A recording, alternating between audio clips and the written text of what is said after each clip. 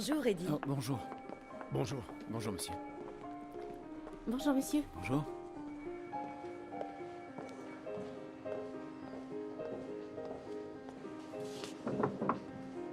Oui, entrez. Ah, bonjour, Eddie.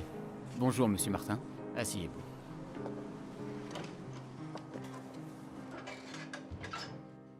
Saint Augustin d'Hippone, c'est un autre érudit, un érudit algérien, dont la réflexion profonde est imprégnée d'humanisme, un érudit qui a œuvré au service de toute l'humanité, qui a donné de la voix aux aspirations d'une société vulnérable. Il s'agit d'un reportage qui a été diffusé sur une chaîne algérienne lors de l'inauguration de la cathédrale Saint-Augustin après sa restauration. Je pense l'avoir vu lors de sa diffusion, monsieur Martin. Écoutez, Eddie, le monde entier étudie la philosophie du grand Augustin et son apport dans la philosophie et dans l'humanité. Il y en a même qui considèrent que c'est le premier philosophe du christianisme occidental, alors qu'en réalité, il est berbère. Personne ne sait, ou très peu de gens, qu'il est algérien. Je pense que l'occasion est trop belle, avec cette inauguration de la cathédrale Saint-Augustin, pour que vous réalisiez un docu-fiction sur Saint-Augustin. Moi? Oui, vous. Vous, parce que vous êtes l'homme de la situation, parce que vous avez notre confiance, parce que vous êtes d'origine algérienne, et je pense que cela va vous faciliter la tâche. Merci beaucoup, monsieur Martin, pour votre confiance, mais franchement, j'hésite un peu à voyager en Algérie. Écoutez, je ne comprends pas votre réaction, je trouve même ça étrange. Je pensais que vous sauteriez de joie, ne serait-ce que d'aller retrouver votre famille que vous n'avez pas vue depuis très longtemps, je crois. Enfin, de toutes les manières, ce qui est sûr, c'est qu'on ne va pas vous forcer. Mais maintenant, la prod est prête. Si vous décidez de changer d'avis, on vous laisse le temps de la réflexion, mais n'attendez pas trop longtemps. Mais... Écoutez, Eddie, réfléchissez et faites le bon choix. Salut, chérie. J'ai essayé plusieurs fois de t'appeler.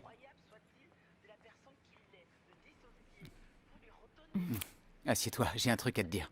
Moi aussi, j'ai quelque chose à te dire. D'accord, viens t'asseoir. Oh, doucement, s'il te plaît, Eddie.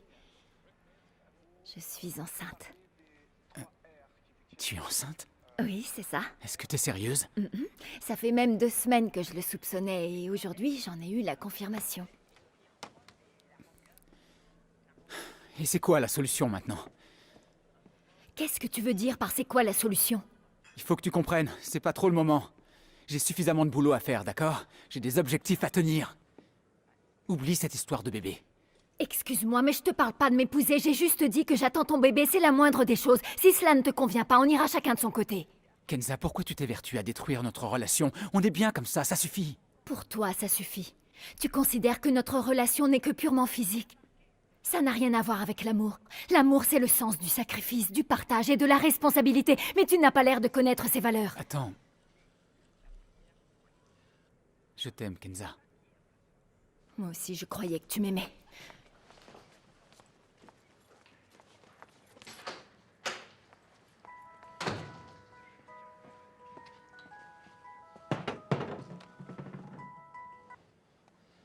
Allô, oui? Oui, monsieur Martin? Oui. J'accepte ce travail, d'accord. Très bien. Avec plaisir, merci.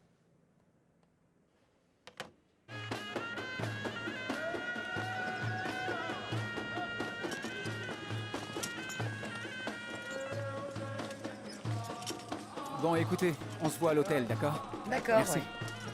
Taxi? Bonjour, vous êtes libre? Oui, bonjour. Je vous dépose où? À Soukaras. Très bien.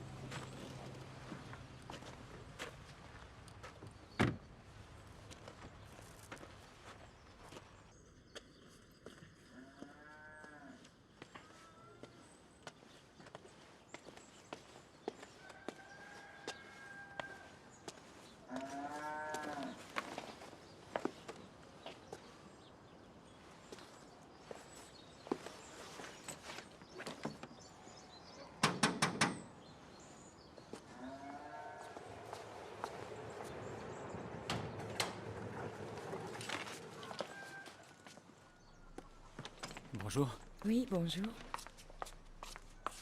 Oh, maman! Maman! Mon fils Eddie. Oh, mon fils chéri. Comment vas-tu, mon grand garçon? Ça va, maman. Tu m'as tellement Et toi? manqué. Tu m'as Je manqué suis si aussi. heureuse. Tu changes pas. Ça fait si longtemps. Je suis tellement content. Il y a 7 ans que je ne t'ai vu. Je suis si heureuse. Oh, mon fils. Sois le bienvenu. Enfin. Et c'est Jamila, ta belle-sœur. Bonjour, Jamila. Enchantée. Comment ça va? Je suis ravie Enchantée. de faire ta connaissance. Oh, Moi Jamila, ma fille, peux-tu aller dire à ton mari que son frère vient d'arriver de France? Dis-lui de venir immédiatement ici, vas-y. Oui, j'y vais tout de suite. Merci, ma fille. Oh, attends, Jamila, attends. Dis aussi à Dima que son grand frère est à la maison. Fais vite, s'il te plaît. D'accord. J'étais sûr que le jour viendrait où ton pays finirait par te manquer. Tu sais quoi, Eddie? Avant d'être embauché à la banque, j'ai bossé dans une boîte de production. Une boîte de prod ici en Algérie? Oui, il y en a beaucoup, qu'est-ce que tu crois? Il y a la boîte de production, et en plus, Rahal a une chaîne de télévision. Ah oui, c'est bien. Il a une chaîne de télévision en plus. Youssef, tu connais bien Rahal, n'est-ce pas? Tu le fréquentes toujours. Bien sûr, c'est un de mes meilleurs amis, et on travaille ensemble depuis des années. Alors, il faut que tu le vois dès que possible. Peut-être qu'il aura un poste dans sa chaîne pour mon fils Eddie. Quoi, tu parles de moi? Bien sûr, de toi et de qui d'autre.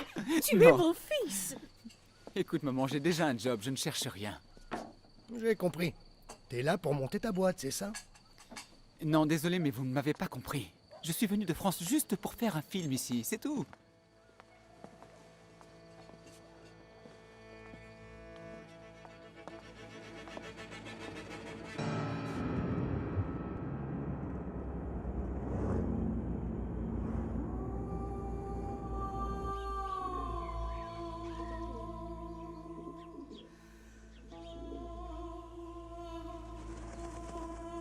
Bon, j'y vais.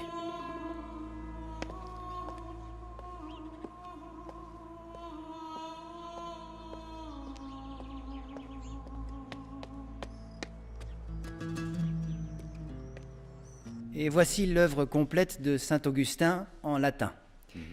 Ça, c'est le trésor de la bibliothèque. Une édition qui date des années 1760.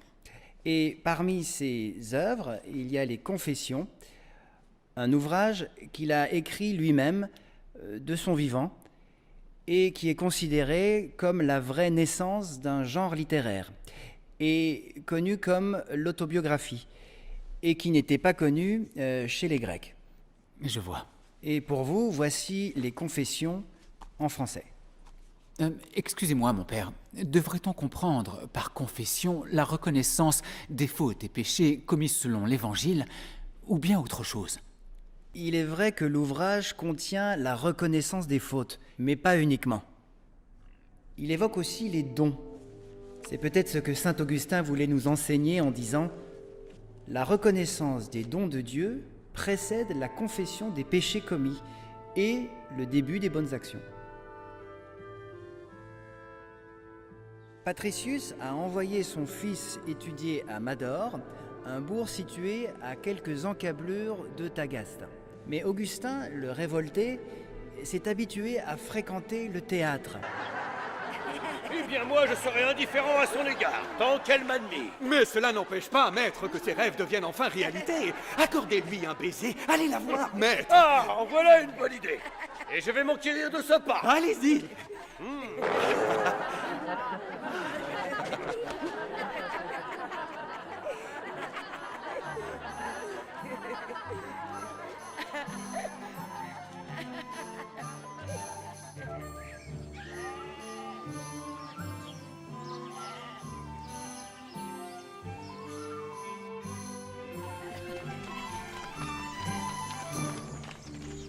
Offrez-nous de ces beaux fruits de votre jardin, noble maître. Allez, serviteur, construisez-moi une passerelle.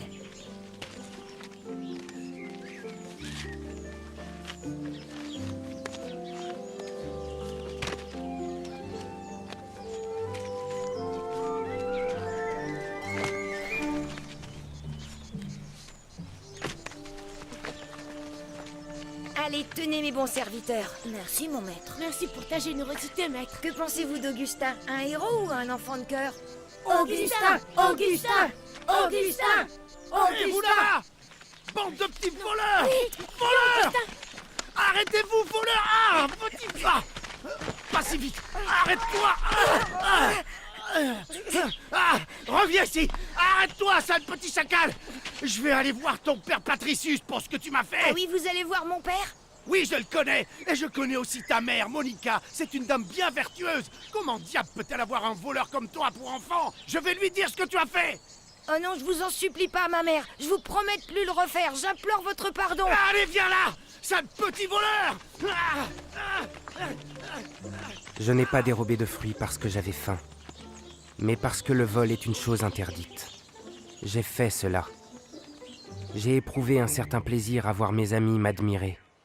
C'est alors que je me suis rendu compte que l'être humain est naturellement porté à faire le mal.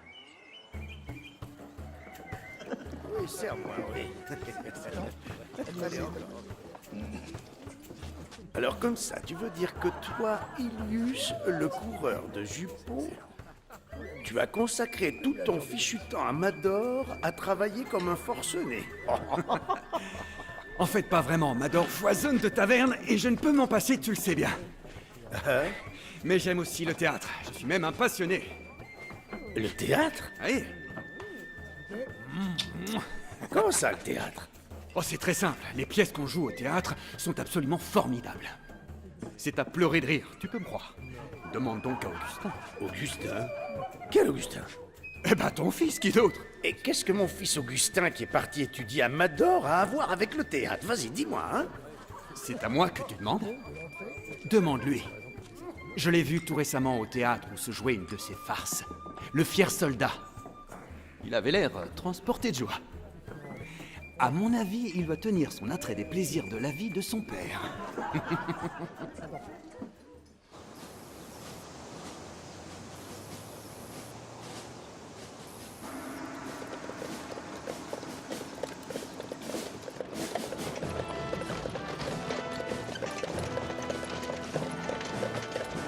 Quel honneur pour nous tous et pour Tagaste, ô grand C'est génie! Augustin, le fils de Patricius. Oui, quelle splendeur, tout cet apparat, on croirait voir un roi. Bienvenue à vous, vénérable maître. Soyez le bienvenu, génie de Tagaste. Longue vie à notre maître. Jeune maître, il est temps de se réveiller. On y est, on arrive à Tagaste. Monica! Monica! Bon appétit. Je vais encore manger seul, on dirait. Les enfants ont déjà mangé. Et toi? J'attends Augustin pour dîner avec lui. Alors tu n'as pas l'intention de jeûner aujourd'hui? Voilà, Augustin.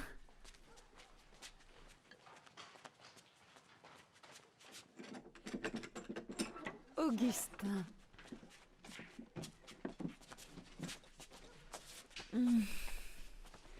Perpetua. Navecios. Tu peux me dire pourquoi tu arrives si tard, Augustin? C'est à cause de la route de la vieille charrette qui s'est détachée et on a perdu beaucoup de temps à la réparer, sans parler de ce sacré mulet qui ne voulait pas avancer. Et que dire alors de l'autre tête de mule qui a laissé ses études de côté pour aller traîner dans les théâtres? Qu'est-ce que tu veux dire par là, père? Parce que tu imagines que je ne sais pas à quoi tu passes ton temps à Mador. Je n'ai rien fait de mal, père. Tais-toi, t'es qu'un menteur et un idiot. Tu délaisses tes études pour traîner avec de mauvaises fréquentations et te débaucher dans les théâtres et tout ce que tu trouves à dire c'est j'ai rien fait de mal. Si pour toi aller au théâtre c'est de la débauche, regarder c'est mieux que de s'y livrer. Comment ça?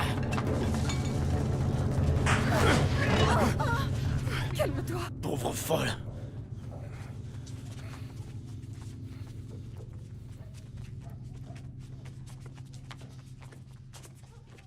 Ne sois pas en colère contre ton père. Car tout ce qu'il fait, c'est juste pour que tu deviennes un jour le plus grand orateur de toute la Numidie.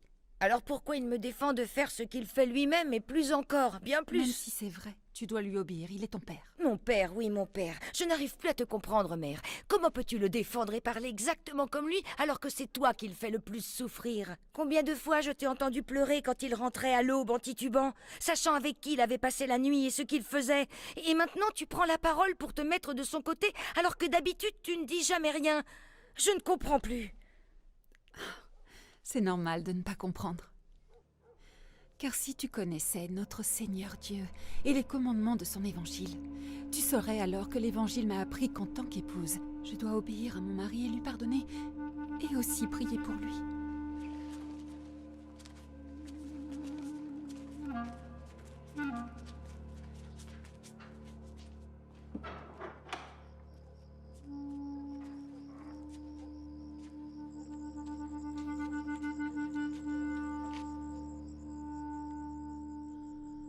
Ô mon Seigneur, mon Dieu et mon Sauveur, Jésus-Christ, viens à mon secours. Aie pitié de ton humble servante. Que ta miséricorde atteigne le cœur de Patricius. Illumine l'âme et le cœur de notre fils Augustin. Éloigne-les du mal et des passions de ce monde. Mène Augustin sur la voie de l'obéissance. Et ne laisse pas les péchés le dévoyer, Seigneur. Purifie-le de tous ses démons, de ses pensées mauvaises et impures. Écoute ma plainte. Entends mes supplications et exauce ma prière. Toi qui es le roi, toi qui es le glorieux et l'éternel.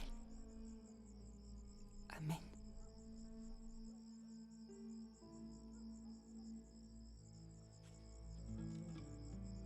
De là est né le conflit à l'intérieur d'Augustin.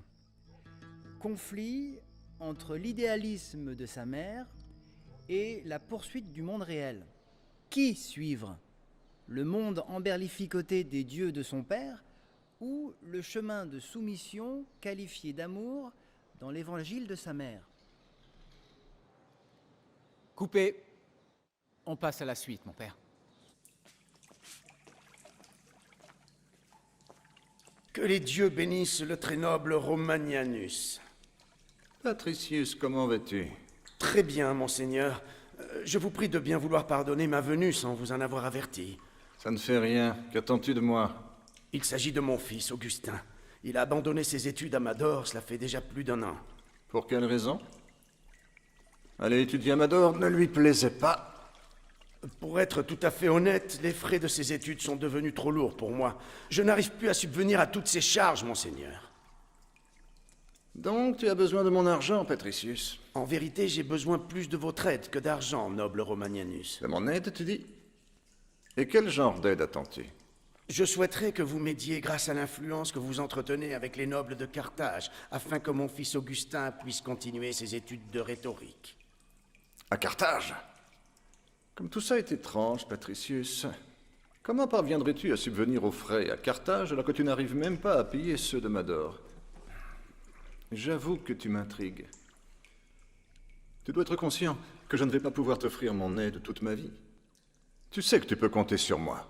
Mais là, il ne s'agit pas seulement d'1 année ou 2. Cela risque de prendre beaucoup plus longtemps. J'en ai bien conscience. Je souhaite seulement avoir votre appui pour le début. Ensuite, je ferai tout mon possible pour le prendre moi-même en charge et qu'il réalise notre rêve. Écoute-moi, Patricius.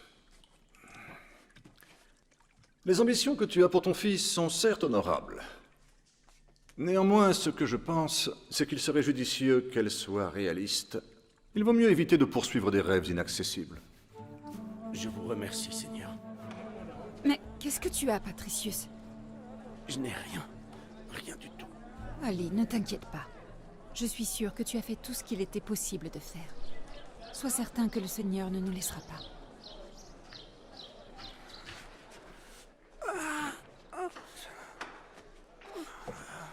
Qu'est-ce que tu as? C'est rien. Ça va. Allez, va t'allonger un peu.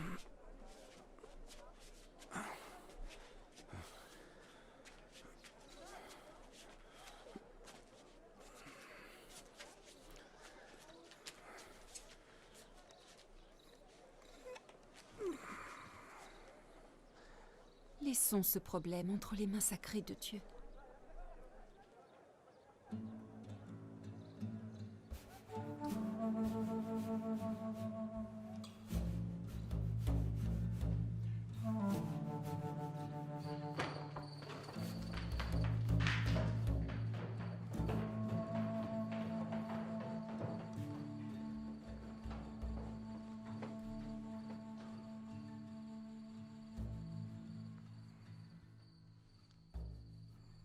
Rejetez-vous Satan, ses mauvaises actions, son adoration et tous ses mensonges. Oui, je le rejette. Acceptez-vous le Christ.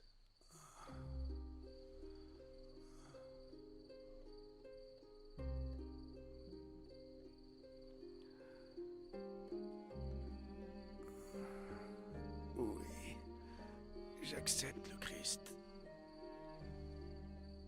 Croyez-vous qu'il est roi et Dieu? Oui, je crois qu'il est roi et qu'il est notre Dieu.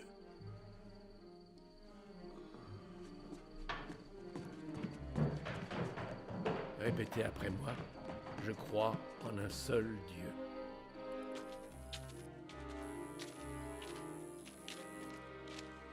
Dis, pourquoi t'es parti en laissant notre père? Qu'est-ce que je suis supposé faire? Eh bien, rester auprès de lui. T'as pas l'air triste comme moi qui soit malade.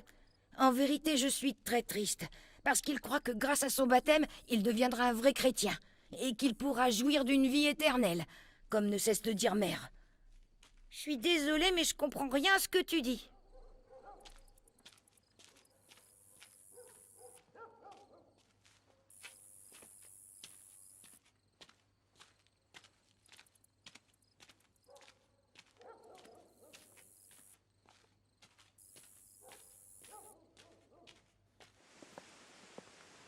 Merci beaucoup, mon père. Mais non, c'est moi qui vous remercie. Allons, on vous a pris tout votre temps. Vous avez été formidable depuis le début, donc merci beaucoup, et on s'excuse. Mais non, je vous en prie, ne dites pas ça. Vous avez travaillé dur et vous devez être exténué. Pour ma part, ma collaboration s'arrête ici, en Algérie. Quant à vous, le chemin est encore long.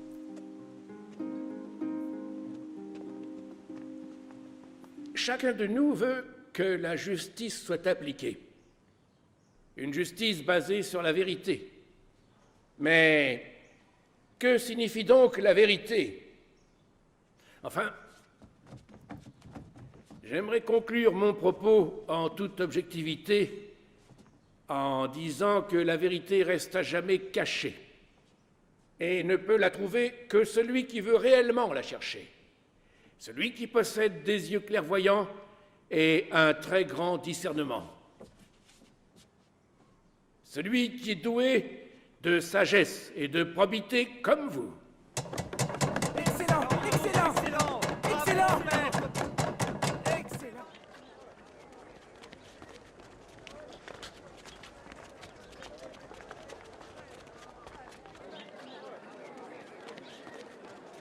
Oh, Alypius.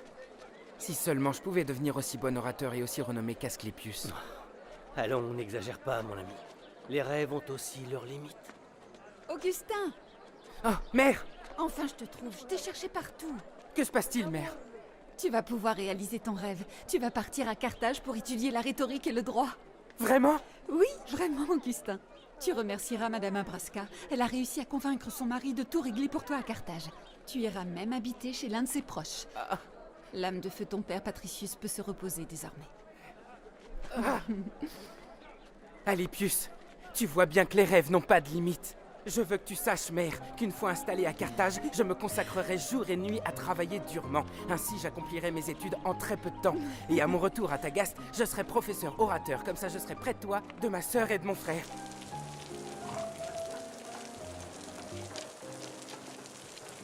Enfin, je suis libre. Seul, loin du bâton du maître, loin des yeux de ma mère, et loin de la tombe de mon père. Je peux enfin me réaliser et choisir seul mon destin. J'arrive, Carthage.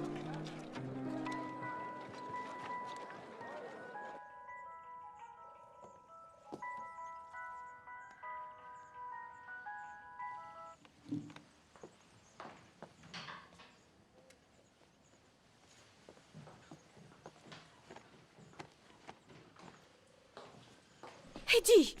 Oui, maman. Qu'est-ce que fait cette valise ici? Je dois aller à Carthage. À Carthage? Oui, Carthage en Tunisie.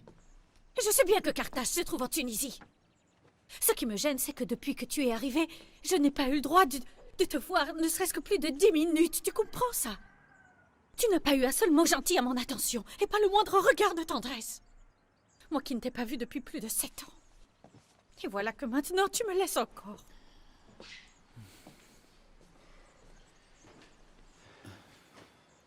Maman, je dois juste me rendre en Tunisie. Tu sais bien que j'ai un film à terminer. Je regrette, c'est mon boulot. Bon, écoute-moi.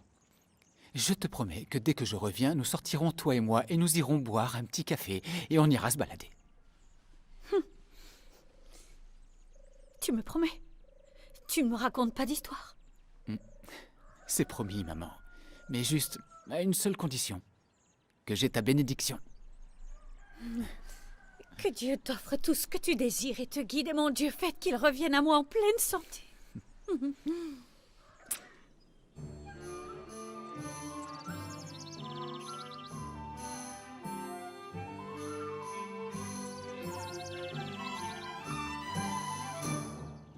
Professeur, j'ai été très heureux d'apprendre que vous aviez obtenu un doctorat en philosophie augustinienne et surtout, précisément ici à Carthage. Je pense que votre participation ne pourra qu'enrichir notre film.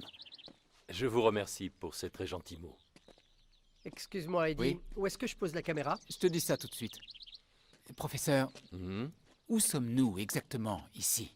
Cette zone englobe tout un quartier où vivaient jadis les riches et les nobles de Carthage. Donc on peut supposer que cette maison est sans doute celle de Népridius, la demeure où avait séjourné Augustin. Oui, certainement. D'accord. Si je suis venu à Carthage, c'est grâce à mon père qui a toujours rêvé que je devienne un orateur instruit et renommé. Et aussi grâce à ma mère qui a lutté et s'est obstinée pour que ce rêve devienne réalité après la mort de mon père. En fait, tu veux poursuivre ce rêve uniquement pour satisfaire tes parents ou bien parce que tu désires plus que tout pouvoir devenir un brillant orateur? Lorsque j'étais à Mador, j'ai appris l'art de faire pleurer les spectateurs et ainsi d'écrire leurs émotions les plus profondes et les plus persuasives, afin d'assujettir le sentiment de l'auditoire, et cela a été une vraie réussite. C'est là-bas que j'ai senti que les traits qui me caractérisent commençaient à se préciser, et que l'étude de la rhétorique, de l'argumentation et de la démonstration est la voie unique qui fera de moi un futur grand orateur. Tu sais, Augustin, qu'on se ressemble tous les deux énormément, car je suis moi-même un passionné inconditionnel des débats intellectuels, et j'adore connaître et apprendre tout sur les religions et leurs origines. Les religions et leurs origines?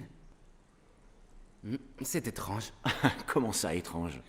Tu veux dire quelle relation ont les dieux que nous vénérons avec l'étude des religions et leurs origines? Tout simplement, il n'y en a aucune. Aucune. En dehors de l'amour de la connaissance.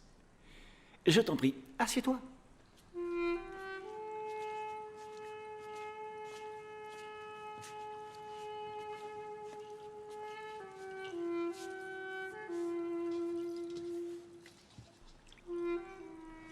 Allons, ne sois pas si timide. Laisse-la donc faire. C'est son travail. Elle s'appelle Tanit.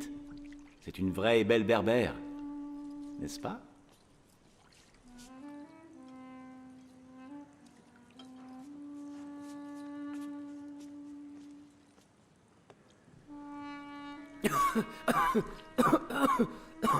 Ça n'a pas l'air d'aller, l'ami. Il semblerait que tu ne sois pas habitué à boire du vin. Ouais, c'est ça. C'est ma toute première fois. Eh bien, il faut un début à tout. Mais continue. Ton discours est fascinant. Tu parles de mon discours sur les débats intellectuels ou bien sur le vin?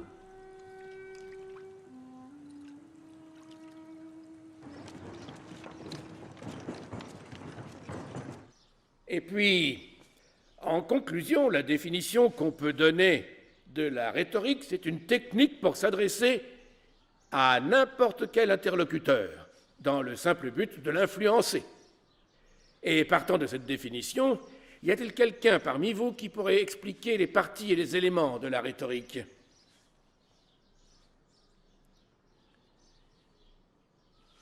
Vous, quel est votre nom?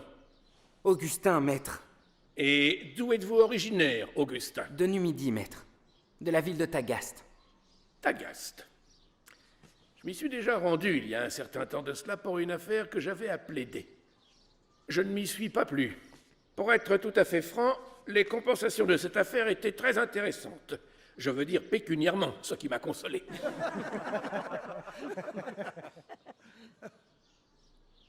Oui, à vous, votre nom? Prios, maître. Je viens naturellement de Carthage. Alors citez-nous donc les éléments qui concernent la rhétorique. Les règles de la rhétorique, ce sont celles qu'utilise l'orateur. Oui, bien sûr, bien sûr.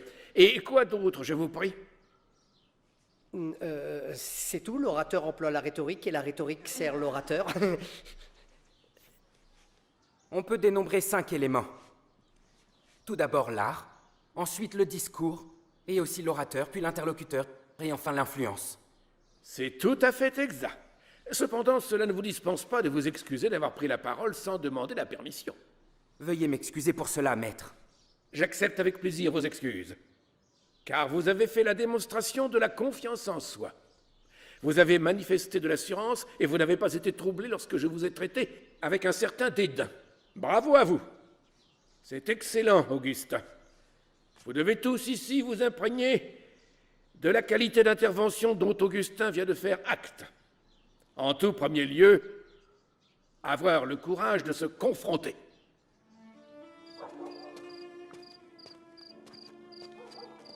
La vérité.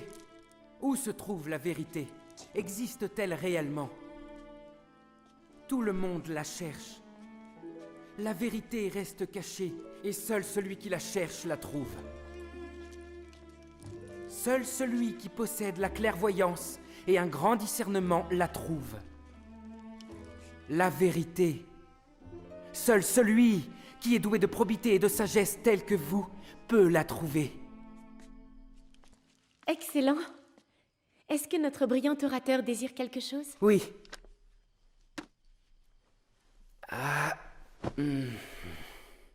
Je souhaiterais posséder un champ et une ferme dans l'une de ces belles campagnes africaines. Avec des fontaines d'eau fraîche comme celles que l'on trouve chez les riches à Carthage. De jolies fontaines décorées avec du marbre de la belle région de Carquoan. Et aussi des statues à l'effigie des grands empereurs. Et encore d'autres statues représentant de jolies femmes. Et une bibliothèque. Oui, une bibliothèque dotée des plus beaux manuscrits. Pour y passer mes vieux jours dans la paix. Et n'y a-t-il aucune place pour l'amour dans vos rêves? Comment? Oh, veuillez me pardonner. Je me suis un peu égarée, maître. Je vais préparer votre repas.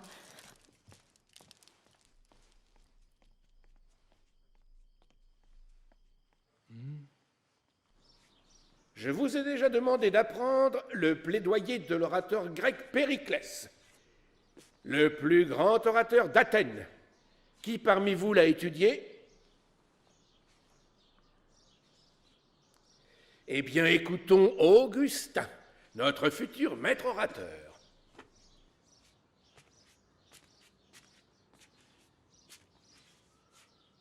Honorable assistance, je vous invite à faire de votre nation le centre de vos pensées. Et si vous y parvenez, rappelez-vous tout d'abord que c'est grâce au courage de ces héros qui ont donné leur vie pour le peuple tout entier. Nous leur devons toute notre reconnaissance pour cela, à jamais. Et chacun d'entre eux a eu droit à son tombeau. Je ne fais pas ici allusion à un tombeau qui contient leurs ossements retournés en poussière, mais je pense ici à celui qui comprend leur mémoire et leur notoriété. Un tombeau, c'est ce qu'on mentionne à chaque fois que l'on parle d'honneur. La terre entière est semée de tombeaux de tous ces grands hommes.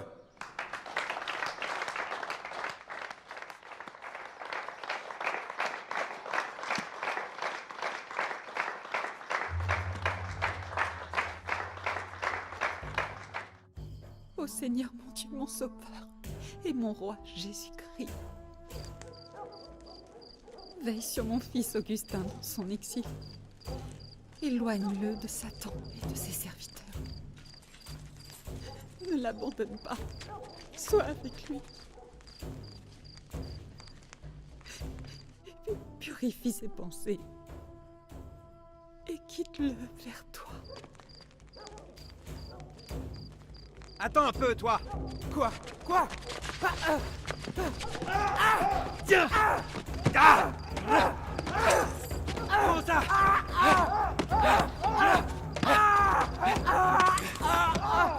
Allez!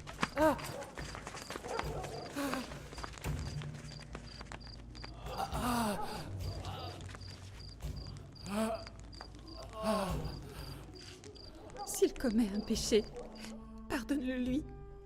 Ne lui en veux pas, Seigneur, car tu es le chemin, la vérité et la vie.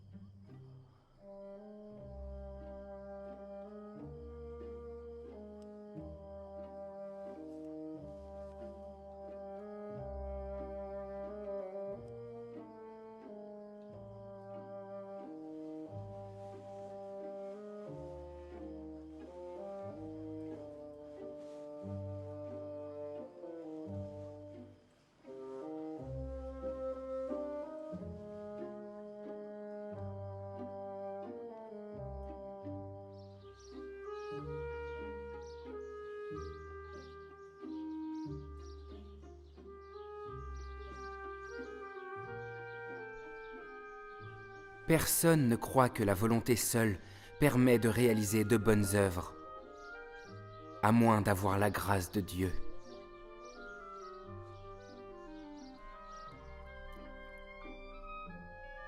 J'ai lu chez Platon et Cicéron des paroles très sages et très belles.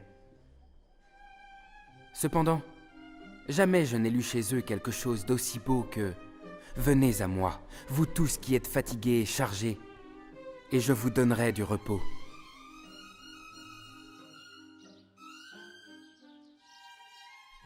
Combien de fois ai-je prié avec dérision? Dieu, fais que je devienne pur et que je puisse ignorer les tentations, mais pas tout de suite. Avoir la foi, c'est croire en ce qu'on ne voit pas. Et la récompense, c'est de voir ce en quoi on a foi. Quelle grande foi tu avais, mère. Quelle que soit la gravité du péché, il ne faut pas désespérer de ta miséricorde, mon Dieu. Qu'est-ce qui ressemble à l'amour? Elle a des mains pour aider les autres. Elle a des pieds pour se hâter au secours des pauvres et des nécessiteux. Elle a des yeux pour voir la misère et le besoin. Elle a des oreilles pour entendre les plaintes et le chagrin de son prochain. C'est la définition de l'amour. Oui, à vous, Augustin. Le grand maître et orateur Cicéron a dit « L'histoire est le seul témoin des temps. La mémoire de la vie, l'enseignante de la vie, la messagère de l'Antiquité et la lumière de la vérité. Cela veut-il dire que si nous explorons notre propre histoire, nous trouverons la vérité? » Ne soyez donc pas si naïf, Augustin. Je veux dire, il n'y a pas qu'une seule vérité absolue dans cette vie. La vérité est uniquement ce que vous ferez pour pouvoir prouver aux autres que ce que vous avancez est l'entière vérité. Augustin, attends-moi. Est-ce que je peux te parler si tu n'es pas trop occupé? Bien sûr, oui. J'ai bien écouté tes remarques sur la vérité avec Maître Asclépius. Oui? Je voulais juste savoir si tu as trouvé la réponse. Comme tu le sais déjà, Maître Asclépius est un très grand orateur. Et ses réponses suscitent toujours beaucoup d'autres questions qui nous poussent à réfléchir. Et chaque nouvelle question provoque encore et encore d'autres questions. Ça pourrait finir par vous déprimer. Pourquoi tu ne lirais pas la Sainte Bible? Tu pourrais bien y trouver la vérité. Non, je ne pense pas. Je l'ai déjà lue à maintes reprises, et je l'ai trouvée plutôt confuse. J'ai pu aussi voir dans l'Ancien Testament certaines qualités attribuées à tort à Dieu, comme la colère, la tristesse, le dépit et encore d'autres qualités auxquelles ma raison refuse d'adhérer. T'es-tu intéressé à l'enseignement de l'Église? Non, pas du tout. À vrai dire, pour moi, les enseignements de l'Église sont comme des vieux contes pour enfants. Et puis, leur but ultime est plutôt d'asseoir leur autorité. Écoute-moi, Augustin. Par exemple, qu'est-ce que tu dirais si je répondais à ton interrogation? À quelle question? Où se trouve la vérité? Vas-y, je t'écoute. Dans l'enseignement du manichéisme. L'enseignement du manichéisme? Oui. C'est le prophète Mani qui a fondé le manichéisme. Il est né il y a une centaine d'années à Babel. Et c'est au travers de ses enseignements que Mani a réussi à réformer et réunir les trois grandes religions, c'est-à-dire le zoroastrisme, le christianisme et le bouddhisme, pour en faire une religion universelle. Ainsi, le manichéisme est devenu la nouvelle religion de la vérité et de la paix de l'esprit. Donc le manichéisme serait la vraie vérité? Tout d'abord, ce qu'il faut connaître et apprendre, ce sont les paroles du prophète Mani. Le monde est constitué de deux anciennes origines, lumière et obscurité. Et le bien est le royaume de la lumière. Et le mal est le royaume de l'obscurité. La lumière est l'élément essentiel pour les êtres supérieurs. Et Dieu a établi son trône dans la lumière. Maintenant, mes amis, nous allons accueillir notre nouvel ami, Augustin. J'ai appris par notre cher Aquilius que vous étiez en quête de la vérité. Cela nous comble de plaisir. Mais j'aurais tout d'abord aimé savoir si vous êtes chrétien. Non, non. Alors, à quelle religion croyez-vous? Je suis ma propre raison. Très bien, très bien. Puisque vous suivez votre raison, les préceptes du prophète Mani seront votre vérité. Je suis prêt à tout entendre. Le manichéisme rejette le monde du syncrétisme. Il n'est pas possible de matérialiser Dieu et de le rapporter au monde des péchés. La rédemption des péchés n'est pas possible par le sang du Christ, comme le prétend le christianisme. C'est quand l'âme se libère de la prison du corps, dans la libération des lumières, de la prison des ténèbres, que la connaissance peut libérer de la captivité de l'ignorance. C'est pour cela, mon très cher Augustin, que nous avons le devoir de nous opposer à ces chrétiens qui prétendent que le salut de l'âme réside dans la mort du Christ sur la croix sans contrepartie. Toutes leurs fausses théories sur la grâce et l'amour de Dieu éloignent de la vérité. En fait, la seule voie juste est celle de mortifier nos corps, de nous abstenir des plaisirs afin de pouvoir atteindre la transcendance de nos âmes.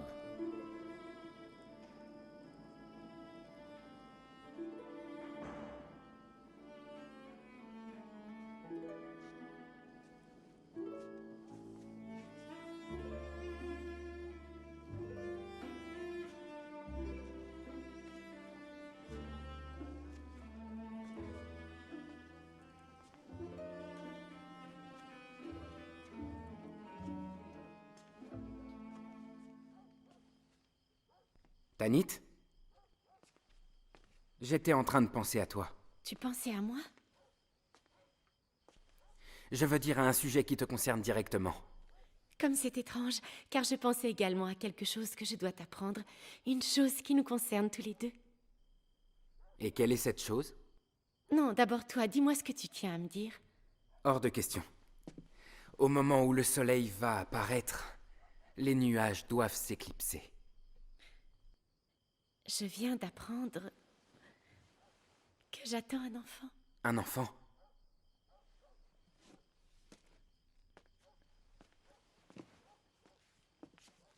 Augustin, à l'évidence, cela ne te réjouit pas. Peu importe, que Dieu veille sur toi. Tanit!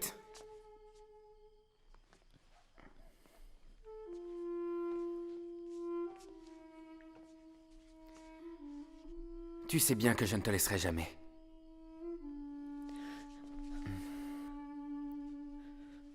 Que vais-je faire maintenant? La vérité veut que j'abandonne les plaisirs de mon corps, alors que je suis attaché à elle, et bien incapable de le faire. Et la voilà qui attend un enfant de moi. Est-ce la main du destin qui arrête mon adhésion au manichéisme? Mais je l'aime.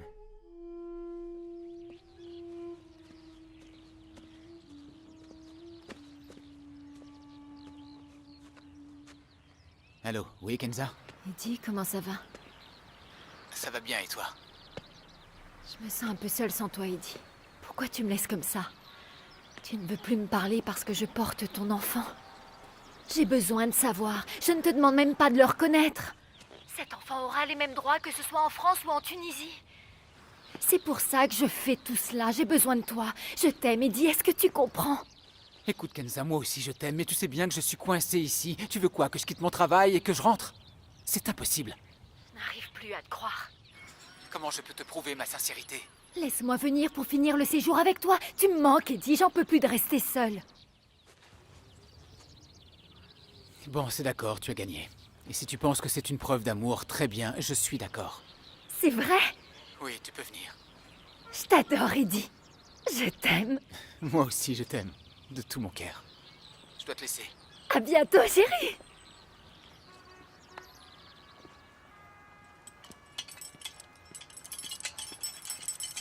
Augustin est maintenant le père d'un petit garçon qu'il a eu avec Tanit, sa maîtresse. Cet enfant s'appelle Adéodate, ou Adéodatus, qui signifie don de Dieu.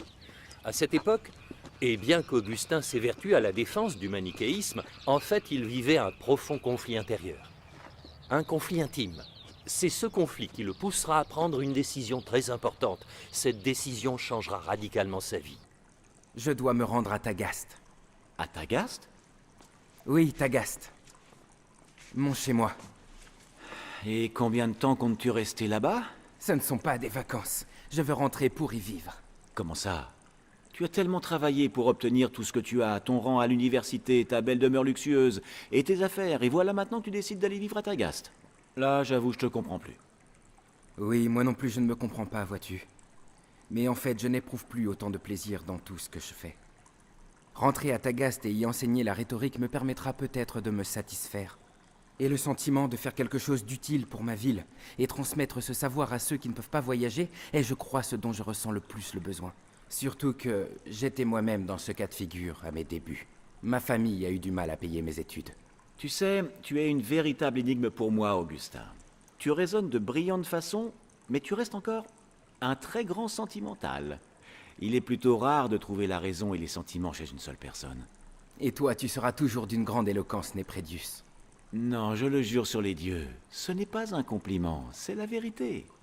Qu'est-ce que tu comptes faire pour ton fils Adéodatus? Est-ce qu'il restera avec Tanit? Pas du tout. Je l'emmènerai avec moi. Et avec ta permission, je veux emmener aussi Tanit. Tu n'as pas besoin de mon accord. Je te l'ai déjà offerte, mon très cher ami. Et il me semble qu'elle ne t'est pas indifférente. Elle a été tienne et elle est restée depuis que tu as mis le pied dans cette maison.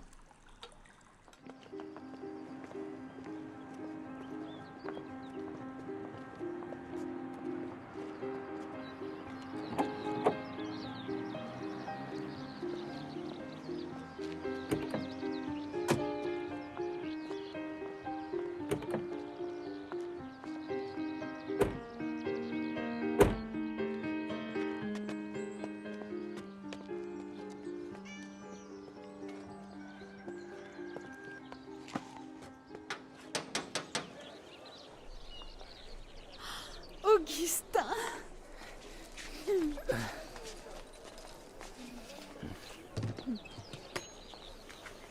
Si tu savais comme tu m'as manqué, mère. Comme tu as changé, mon fils, tu es un grand homme maintenant. Voici Tanit, ma femme. Tanit, sois la bienvenue à Tagaste. Je vous remercie, Madame Monica. Lui, c'est notre fils, Adéodatus, un don de Dieu. Un don de Dieu? Un don de Dieu. Et où sont Névécus et Perpétua? Névécus est au champ et Perpétua est dans sa chambre. Perpétua? Perpétua?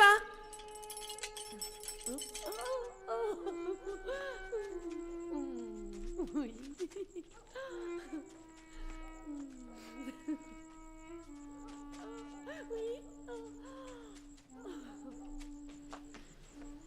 Tu pensais que je ne saurais pas que vous n'êtes pas marié, Augustin?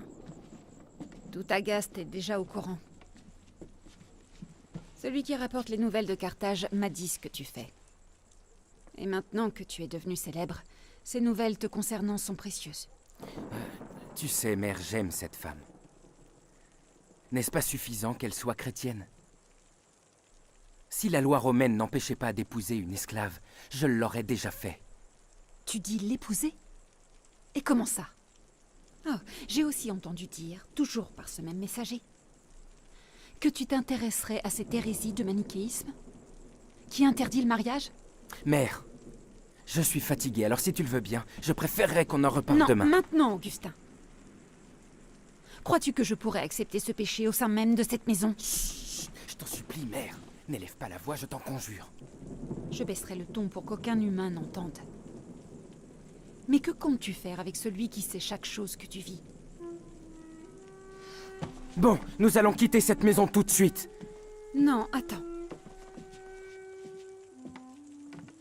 Ton enfant n'a rien à voir avec ça. Il ne mérite pas de sortir par un froid pareil. Allez, reste. Nous trouverons bien une solution grâce à Dieu.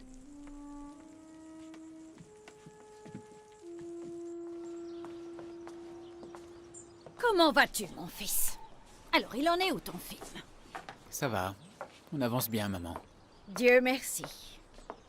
À votre santé. Merci, Jamila. Tu ne m'as toujours pas parlé de Kenza. De Kenza? Kenza travaille avec moi. Elle est française, d'origine tunisienne. Et c'est tout? Qu'est-ce que tu veux que je te dise de plus? Eh bien, cette fille parle beaucoup de toi. Ça me paraît clair qu'il y a quelque chose entre vous. Oui, il y a bien quelque chose. Je l'aime et elle m'aime aussi. Voilà ce qu'il y a. Et alors? C'est tout? Où veux-tu en venir, maman? Je veux seulement te dire que l'amour en Occident n'est pas l'amour que nous connaissons ici. Et l'amour chez eux, c'est l'amour qui n'existe qu'entre le mari et sa femme. Et alors, ça change quoi, dis-moi? Pourquoi veux-tu parler de ça maintenant? J'ai du travail. Donc je peux en conclure que vous vivez comme un vrai couple. Non? Et l'enfant qu'elle a dans son ventre, c'est le tien? C'est elle qui te l'a dit? Elle n'en a pas eu besoin. Je ne suis pas aveugle. Et je l'ai remarqué à sa façon d'agir quand elle jouait avec ton neveu. À chaque fois, elle l'éloignait de son ventre. J'ai compris qu'elle était enceinte. Peu importe. Que comptes-tu faire? Tu y as pensé?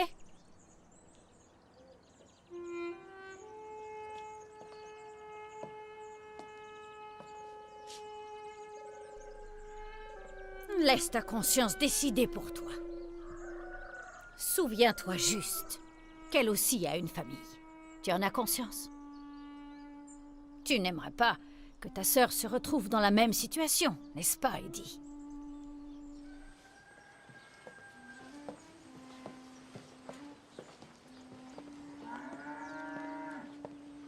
Hé, viens là. Allez, donne. Oui, allez, tire. Tu me le donnes?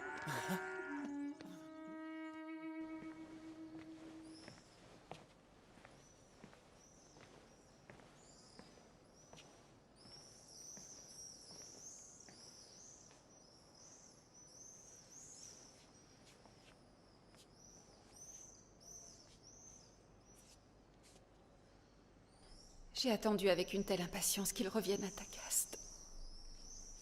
J'ai bien cru qu'en le voyant ainsi tous les jours, mon cœur serait de nouveau en paix. Mais depuis son retour, ce n'est plus que souffrance. Il ne me reste que des regrets. Il est devenu le premier défenseur de cette hérésie qu'est le manichéisme. Laissez-le donc faire ce que bon lui semble. Et un jour, il se rendra compte qu'il n'y a rien à défendre dans ses théories, croyez-moi. Si vous pouviez lui rendre visite et lui parler, lui expliquer que vous étiez un adepte du manichéisme et que vous êtes devenu... Je vous ai dit de le laisser. Vous devez seulement vous contenter de prier pour lui, c'est tout. il finira par comprendre, à travers toutes ses lectures, l'incohérence et l'absurdité de ce courant. Devra-t-il être encore égaré pendant plusieurs années, s'il continue à s'entêter? J'avoue être en plein désarroi. Mais enfin, comment fait-il pour croire à tous ces commandements si complexes? Et pourquoi refuse-t-il la Bible et sa simplicité? N'ayez crainte, car l'enfant de ses larmes ne s'égarera jamais.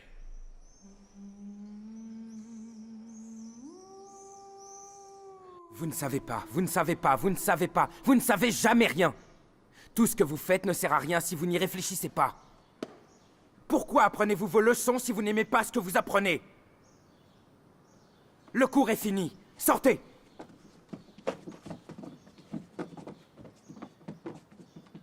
Dis-moi, cher maître. Alypius.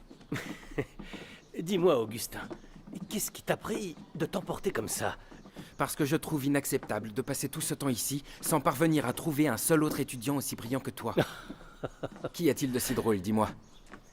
Eh bien, à vrai dire, je me suis très souvent demandé combien de temps tu allais tenir à Tagaste avant de te rendre compte que cette ville est beaucoup trop étroite pour tes rêves. D'ailleurs, je me rappelle de cette phrase que tu m'as dite un jour.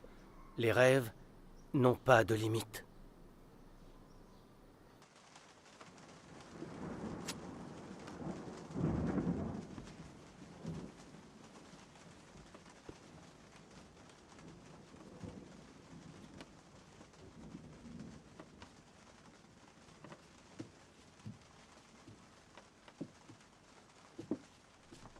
Augustin?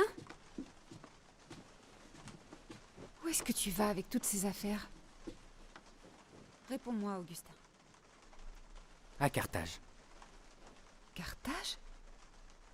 Pourquoi veux-tu y retourner alors que tu es revenu ici et de ton plein gré? Oui. Je sais bien, mère. Mais ma lassitude est trop grande pour vivre à Tagaste. Et je crois que mes rêves s'effondreront si je reste. Ici, mes étudiants ne me laissent aucun espoir d'en obtenir la moindre gloire. Et ton fils? Et sa maman? Qui s'occupera d'eux quand tu seras loin? Ils ne méritent pas ça. Ils vont vivre comment sans toi? Je leur ai laissé assez d'argent pour qu'ils tiennent un bon moment. Il faut que tu me croies, mère. Dès que j'aurai une bonne situation à Carthage, je reviendrai les chercher. Aie confiance en moi.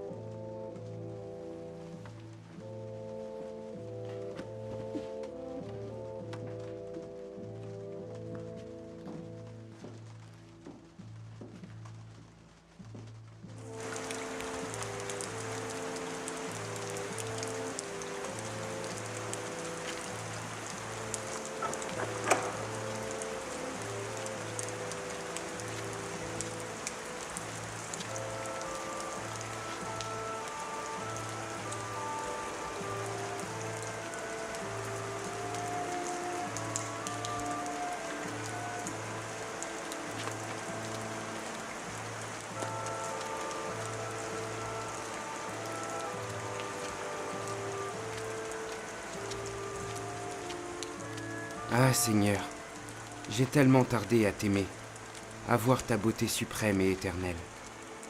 Tu as toujours été à mes côtés, mais en raison de ma rébellion, je n'ai pas pu être avec toi.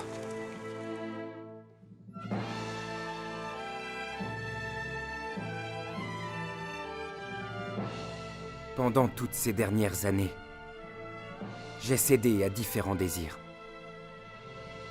Je séduisais les gens, et des gens me séduisaient. Je les trompais, et parfois ils me trompaient. Tantôt publiquement par la science, et tantôt secrètement, sous de faux slogans religieux. Comme il est absurde de tout savoir, et de ne pas te connaître, toi, Dieu et Seigneur. Je ne gagnais de tout cela qu'une pitoyable popularité, embellie par les applaudissements de la foule. Et cela me tournait la tête. J'avais oublié que la fierté avait transformé les anges en démons, et que l'humilité a transformé des humains en anges. Les idées ont continué leur lutte dans ma tête sans relâche, jour après jour.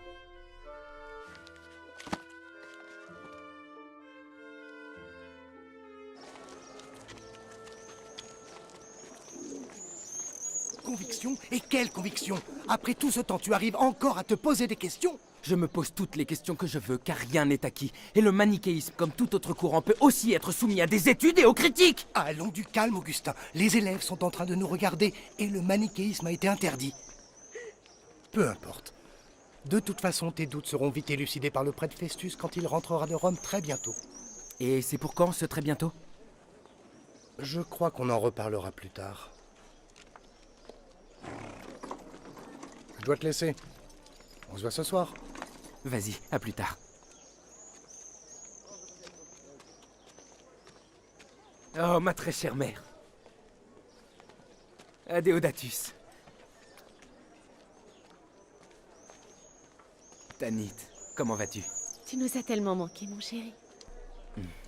Vous m'avez devancé. J'envisageais d'aller vous chercher à Tagaste. Vous avez très bien fait de venir. Allons à la maison. Allez, venez.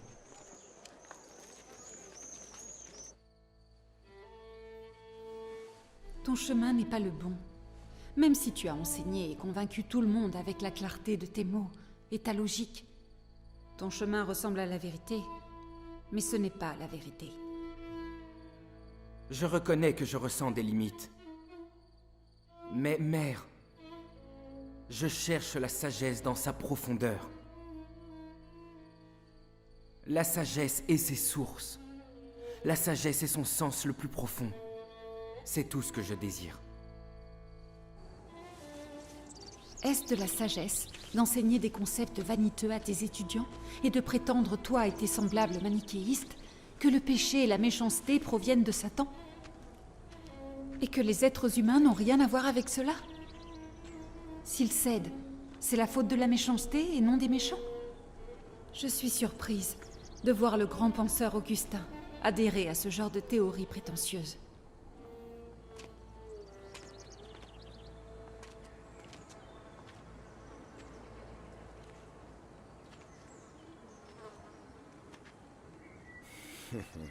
Quelle ironie du sort, tu ne crois pas?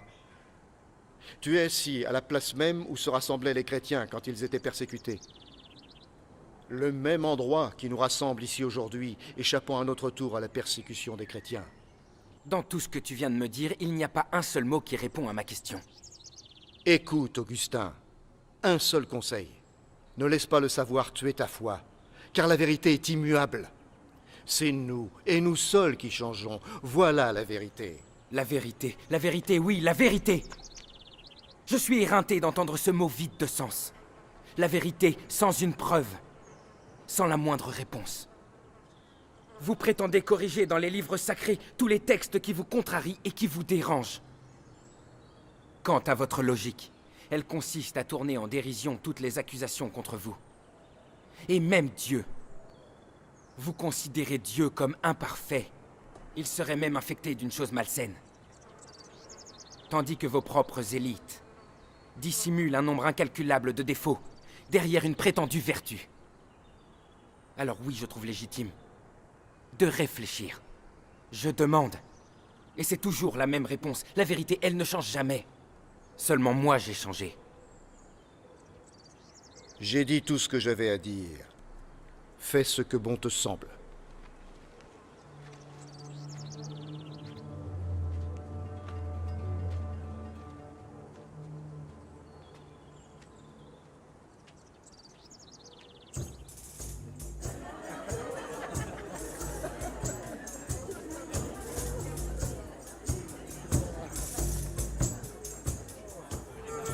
Excusez-moi de vous déranger, maître Augustin.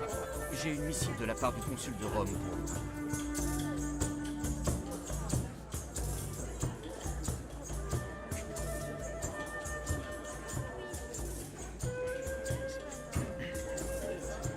Pourquoi ne lis-tu pas cette lettre, Augustin? Crois-tu vraiment que ce soit le bon moment pour lire un courrier? C'est le consul de Rome, et son nom c'est bien Symmachus? Ah oui, c'est cela. Je pensais bien qu'il nous avait oubliés depuis son départ de Carthage. Qu'est-ce qu'il y a entre vous pour qu'il t'envoie un courrier, dis-moi? Cela doit être quelque chose de très important. Ah, très bien, je vais vous la lire, comme ça vous me laisserez tranquille.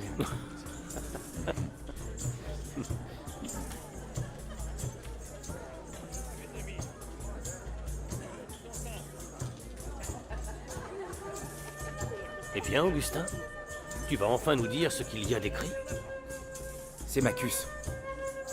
Sémachus me demande d'enseigner la rhétorique à l'université de Rome. Si je comprends bien, tu vas être obligé de quitter Carthage? Je vais y réfléchir, mais pas avant d'avoir terminé ce très important entretien.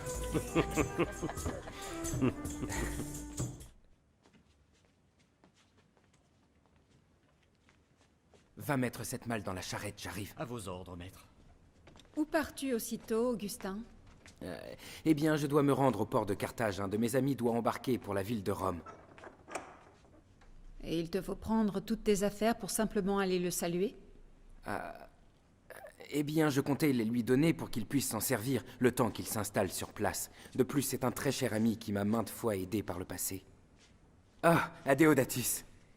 Mon cher enfant, comment vas-tu? Je vais très bien, mon père. Tu aimerais voir la mère, Adéodatus? Oh oui, je t'ai demandé tellement de fois de m'y emmener, ça oui, j'aimerais la voir. Ton père va pouvoir réaliser ton souhait. Il va tous nous emmener jusqu'au port. Là-bas, nous pourrons respirer tout ce bon air marin.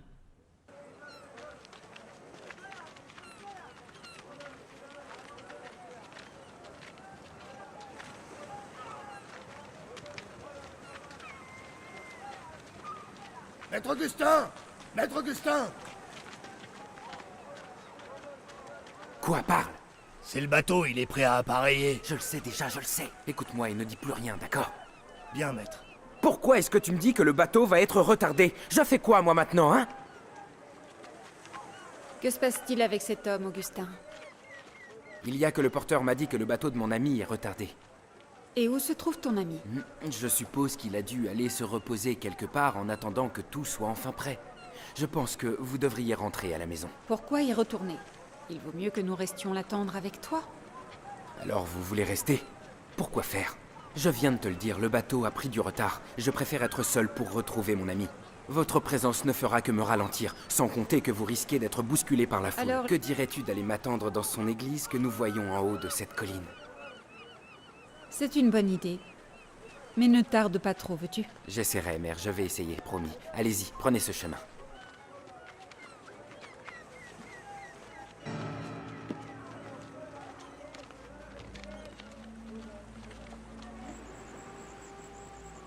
Augustin? Augustin! Augustin!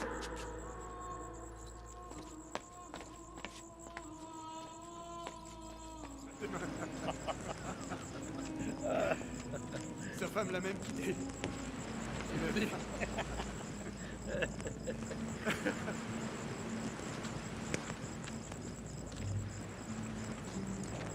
Vous n'avez pas vu Augustin? Augustin? Ah oui, et il a embarqué tout à l'heure sur une de ces embarcations qui partent pour Rome. Tout va bien, faut pas s'inquiéter.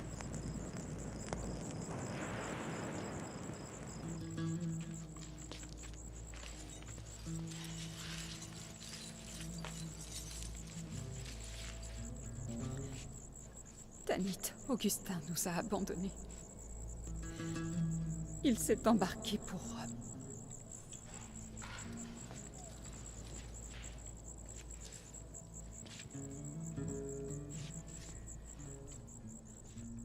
Seigneur, mon Dieu, mon Sauveur, Jésus-Christ. Pourquoi l'as-tu laissé s'en aller loin de nous? Pourquoi tu as permis cela, Seigneur? Tu m'as promis qu'il sera à toi. Jusqu'à quand va-t-il continuer à te fuir? Jusqu'à quand, mon Dieu?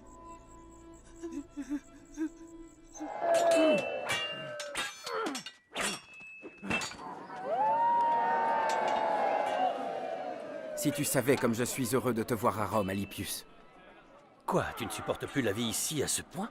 Je ne supporte plus la désinvolture de mes étudiants. Ils ne payent même pas mes émoluments.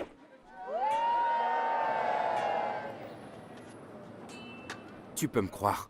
Ici, je n'ai pas réussi à avoir un seul ami. Mon seul véritable ami, c'est le consul Sémachus. Est-ce que je dois comprendre que tu ne suis plus les manichéistes comme avant? Les manichéistes? Non, pas du tout.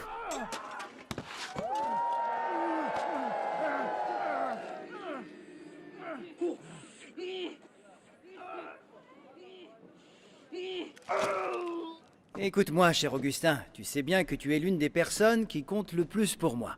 J'ai bien compris lors de nos dernières rencontres que tu ne voulais pas rester plus longtemps à Rome.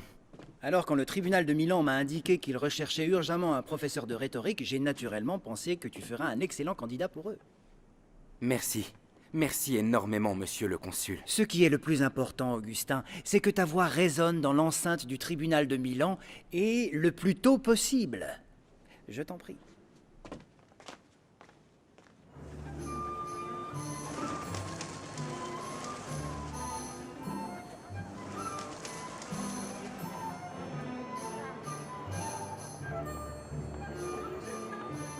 J'ai été surpris et perturbé lorsque j'ai évalué le temps passé entre mes 19 ans et maintenant.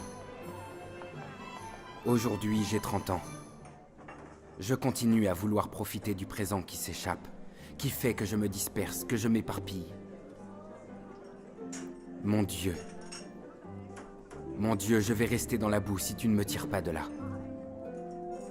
Je resterai aveugle si tu ne m'ouvres pas les yeux.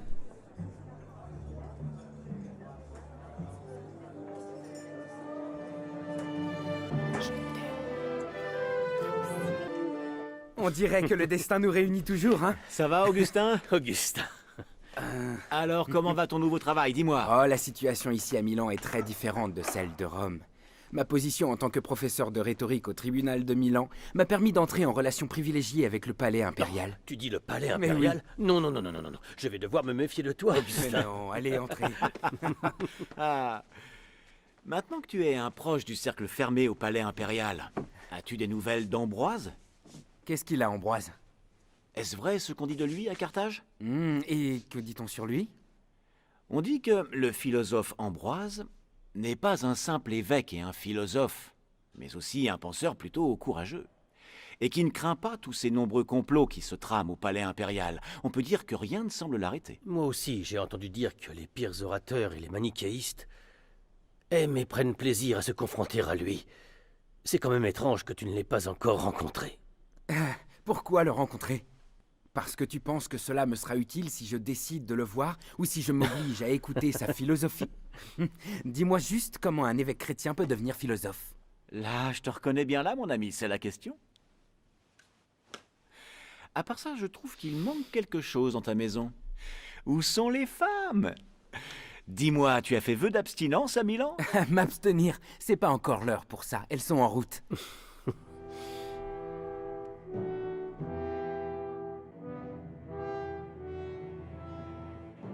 Voici l'ordre de l'empereur Valentinien.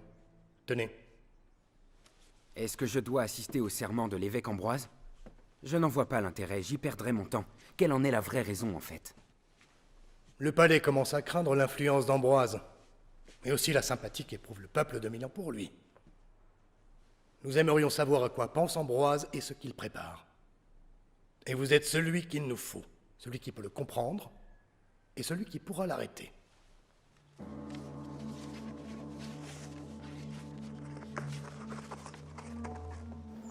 Au milieu de toutes ces contradictions, y a-t-il une solution contre l'erreur? Y a-t-il une rupture définitive avec le pouvoir de Satan? Y a-t-il une lumière éternelle qui jaillira pour devenir la caractéristique de la vie qui rejettera l'obscurantisme? Dans notre contemplation de la nouvelle ère, nous constatons que Dieu a pris forme humaine pour les malfaisants, les pécheurs et les déchus, et non pas pour les justes. Comme il le disait lui-même, je ne suis point venu appeler à la repentance les justes, mais les pécheurs.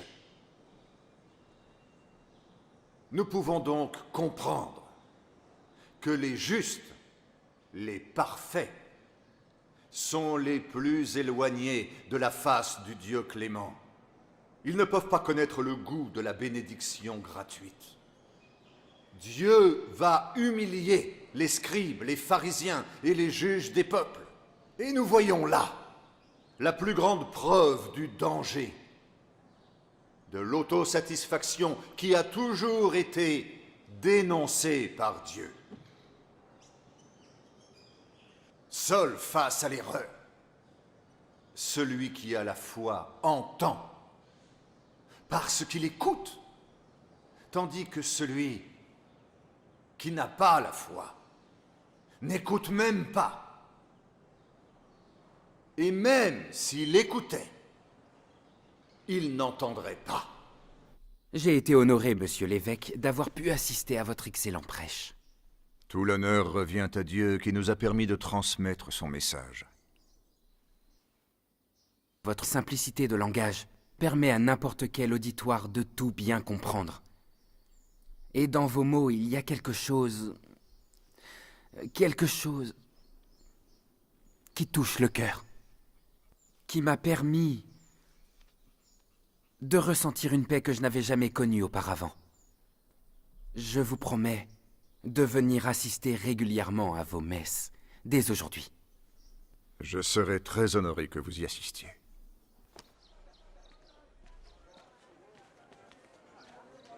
Oh, mère! Augustin, mon fils.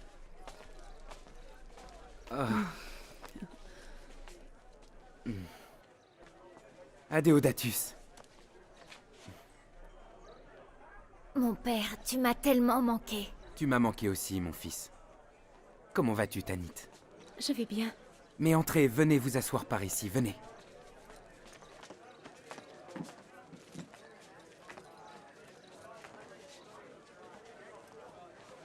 Il semblerait que vous vous soyez donné du mal pour me trouver. C'est grâce à ton ami Alypius, il nous a bien aidés. Sans lui, nous serions encore en train d'errer dans cette grande ville. Oui, Milan est une grande et belle ville. Il y a beaucoup d'églises qui feront ton bonheur, mère, et tout particulièrement l'église de l'évêque Ambroise.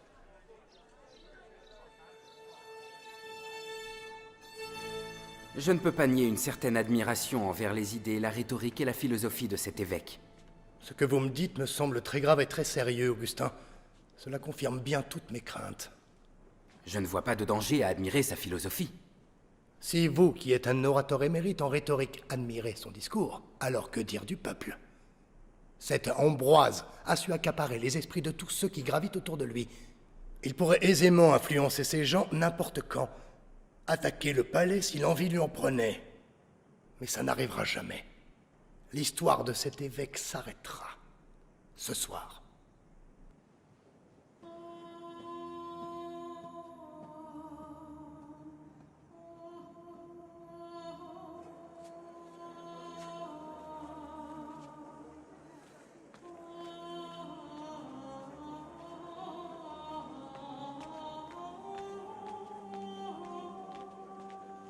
Écoute, mère. Augustin? Il faut que nous quittions cet endroit au plus vite. Et pourquoi ça? Je tiens beaucoup à rencontrer l'évêque Ambroise. J'ai quelque chose d'important à te dire. Tu pourras parler avec lui une autre fois. Je te le répète, je ne partirai pas avant d'avoir vu l'évêque Ambroise. Écoute, mère. Les soldats de l'empereur sont en route pour la cathédrale. Ils viennent pour l'attaquer. Comment ça, attaquer la cathédrale? Tu crois que je vais abandonner la maison de Dieu pour te suivre? Je t'en supplie, mère. Il n'y a plus de temps à perdre. Tout le monde ici me connaît. Je n'ai pas intérêt à ce qu'il me retrouve précisément ici. Tu as peur pour ta réputation et ton pouvoir, Augustin. Tu n'as pas peur pour moi. Mais mère... Le sujet est clos. Si tu veux partir, libre à toi. En ce qui me concerne, je sais que Dieu protège tous ses enfants.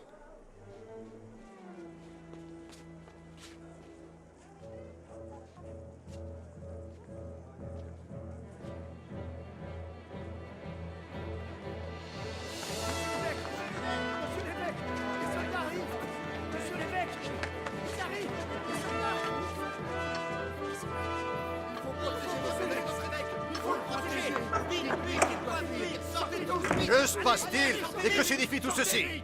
Les soldats de l'empereur ont encerclé la cathédrale et veulent l'attaquer. Mais jamais nous nous laisserons faire. Et nous les combattrons jusqu'à notre dernier souffle. Pour commencer, déposez les armes que vous avez en main. Vous devez garder uniquement les paroles de Dieu. Notre arme n'est pas l'arme du monde. Notre arme est spirituelle. Alors armez-vous de votre foi, et Dieu fera le reste.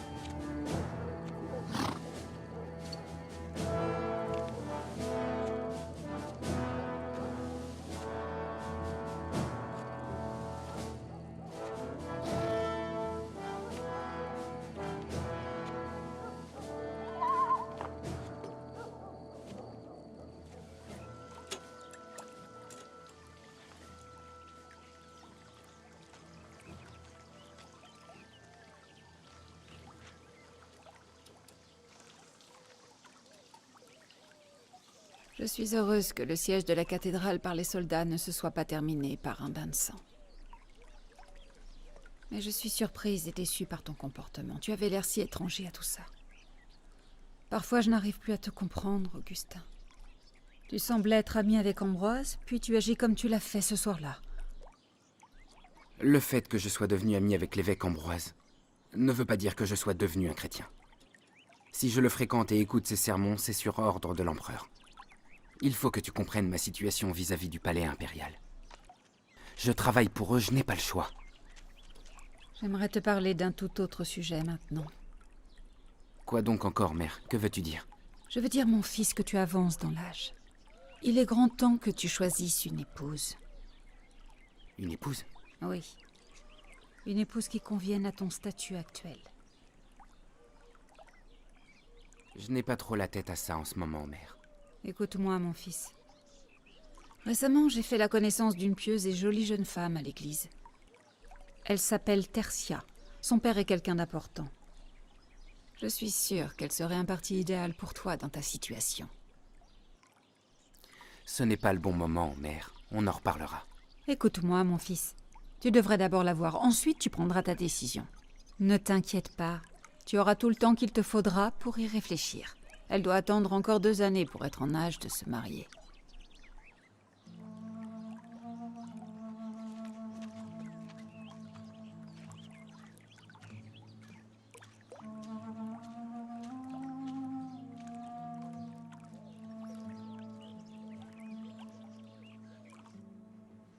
Eh bien, je vais répondre à ta question, Augustin. C'est le père Simplicianus qui m'a baptisé. Et c'est lui qui a baptisé également le grand philosophe africain très célèbre, Victorinus. L'évêque Ambroise m'a souvent relaté l'excellence de votre honorabilité. Il m'a aussi beaucoup parlé de vous comme quelqu'un de très brillant en rhétorique. Augustin, je sais que le père Simplicianus s'intéresse lui aussi à la philosophie, tout comme toi. Je suis sûr que vous allez vous entendre et devenir de bons amis. C'est un grand honneur pour moi.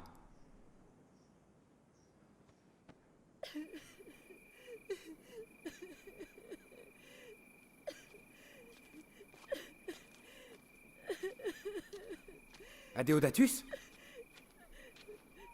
Pourquoi pleures-tu? Que se passe-t-il, fils? Parle-moi. Que se passe-t-il, mère? Il n'arrête pas de pleurer. Tanit a quitté la maison. Comment? J'ai essayé de l'en empêcher, mais elle a fui. Elle a dû entendre notre conversation sur ton mariage. Elle a préféré se sacrifier. Ainsi, elle ne sera plus un obstacle dans ton choix. J'ai tout fait pour l'en dissuader, mais je n'ai rien obtenu d'elle. En dehors de prendre soin d'Adéodatus. Elle a juré qu'elle ne sera jamais à un autre homme après toi.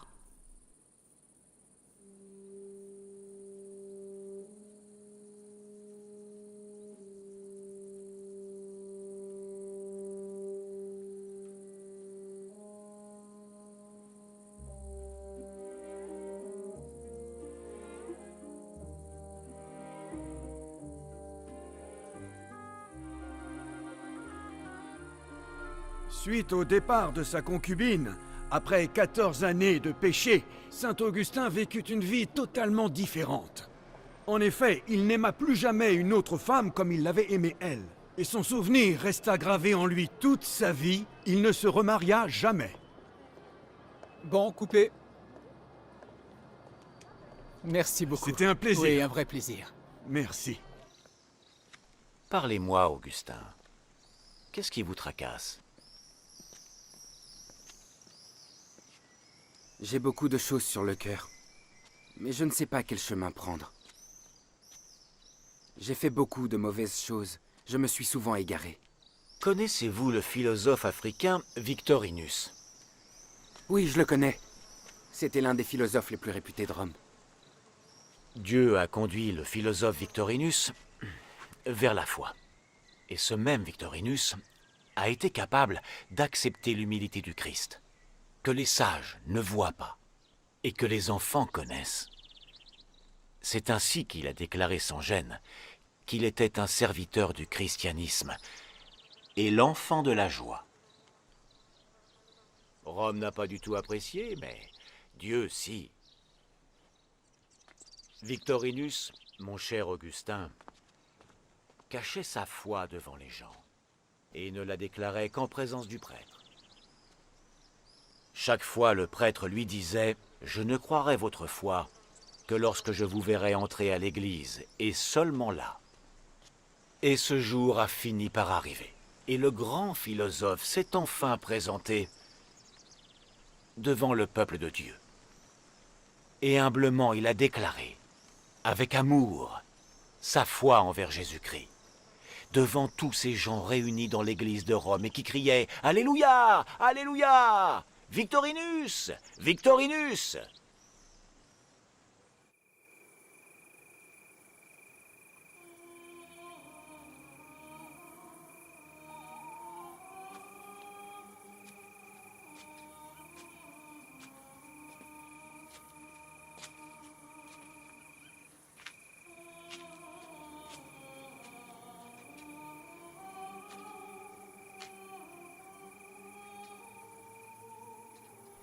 Prends-le et lis-le.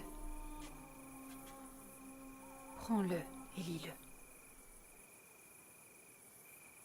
Adéodatus?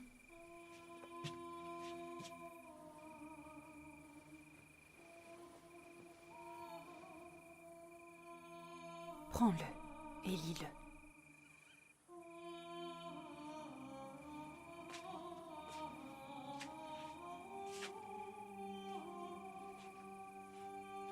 Prends-le et lis-le.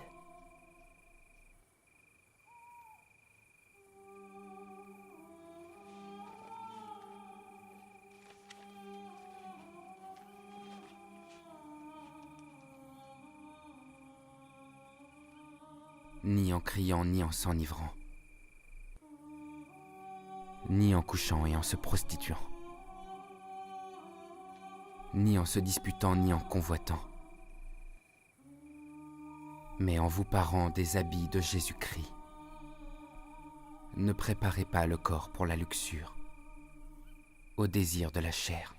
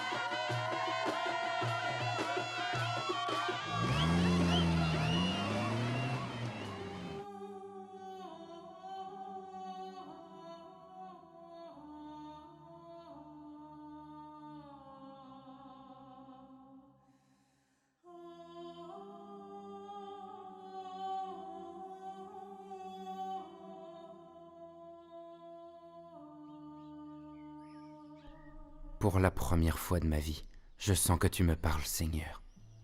C'est la première fois que je me trouve confronté à moi-même. Ô Dieu, tu me mets face à moi-même pour que je voie toute la laideur de mes péchés. C'est la première fois que je me vois et j'ai peur. Mais comment et où s'échapper? Mon Dieu, je sens que maintenant tu regardes vers moi. Comme s'il n'existait aucun être que toi dans les cieux et sur terre. Toi seul, Dieu sait que j'ai besoin de toi comme jamais auparavant. Aujourd'hui, je t'ouvre la porte de mon cœur et de ma vie. Je t'accepte comme mon maître et mon sauveur. Je regrette le temps passé loin de toi. Je regrette tout ce temps où je ne t'ai pas remercié. Merci. Merci. Merci parce que tu es mort sur la croix pour moi. Et pour que tu reconnaisses le repentir de tous ces nombreux péchés que j'ai faits, Seigneur. Fais que je vive selon ta volonté et non selon la mienne. Fais que je suive tes pas. Que je marche derrière toi. Et si je marche derrière toi, alors je te suivrai.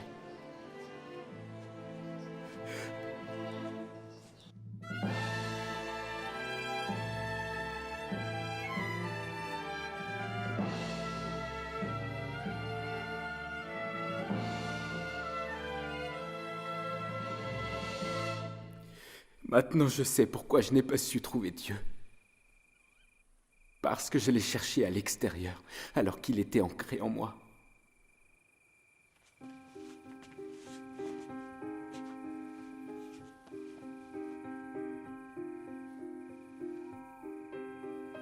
Ne crains rien pour lui, car le fils de ses larmes ne s'égarera jamais.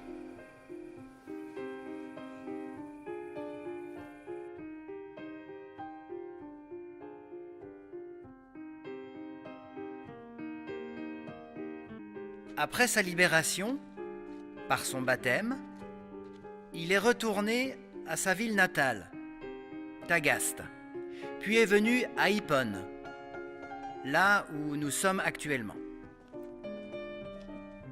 Il a été ordonné évêque en 395 après Jésus-Christ.